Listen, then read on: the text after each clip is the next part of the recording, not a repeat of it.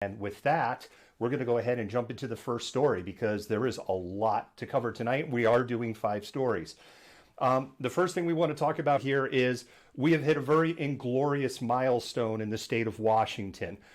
Today, Washington State exceeded 100,000 cases. Our first case, we were the first one in the country, January 21st, and that was up in Providence in Everett. First fatality in the United States, right here in Kirkland at Life Care Center.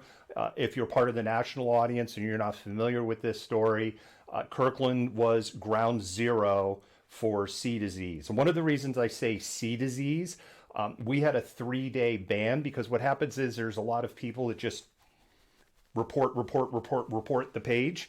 And sometimes the AI just grabs some words and goes, okay, and we had a 3-day vacation.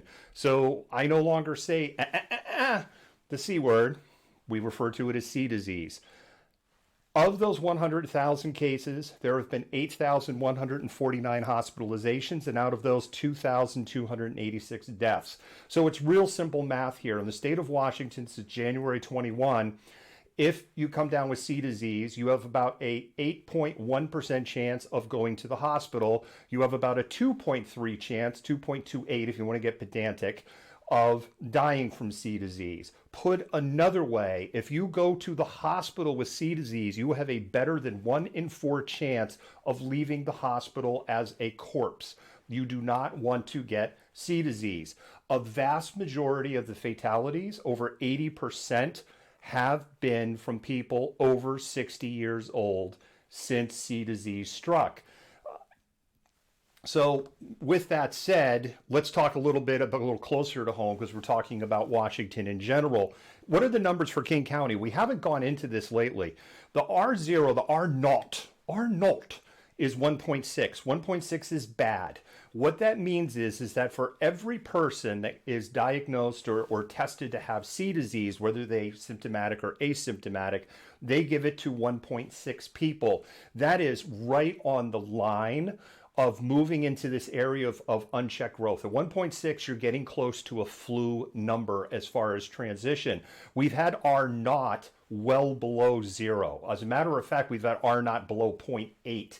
So our number right now is doubled. Hospital bed utilization in King County is right around 76%, which is below normal. 60 to 80% is kind of that normal range.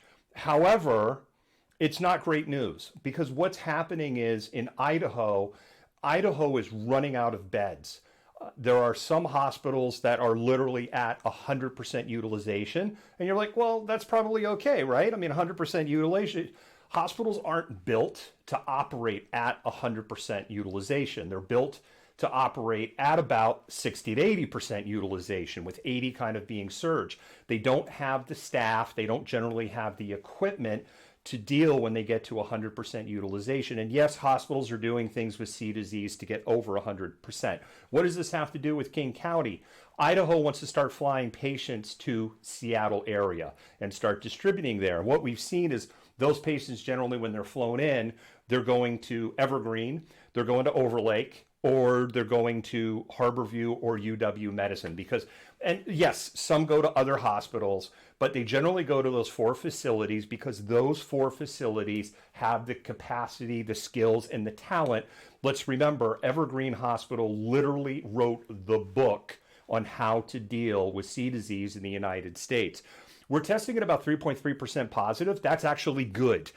You want to be under 5%. If you're under 5%, that actually indicates you might be over testing a little bit. What you do have going on, though, is you have a lot of people that are going in and getting tested for work-relating things. I have had multiple tests because I'm having to get tested for work-relating things. The other thing is a lot of people that are going out and are documenting the protest activity are going and getting C disease screenings on their own to check for themselves and also to make sure they're not spreading it to other people. So I've had a lot of Q-tips up my nose and a lot of negative tests. So I am contributing to that not R0, sorry, but the 3.3% positivity. What do? Limit your time indoors, wear a flippin' mask, wash your hands, be cognizant about not touching your face. If you don't feel good, stay home. You should just stay home anyway if you don't feel good.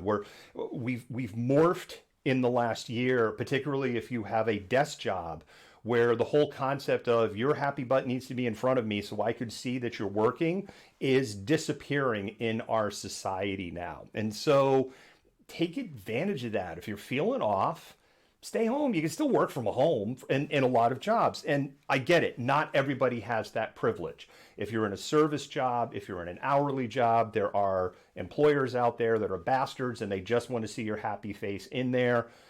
If you're in Seattle, particularly, don't forget, Seattle has mandatory sick leave. Report those flippin' employers if you're being forced to go to work.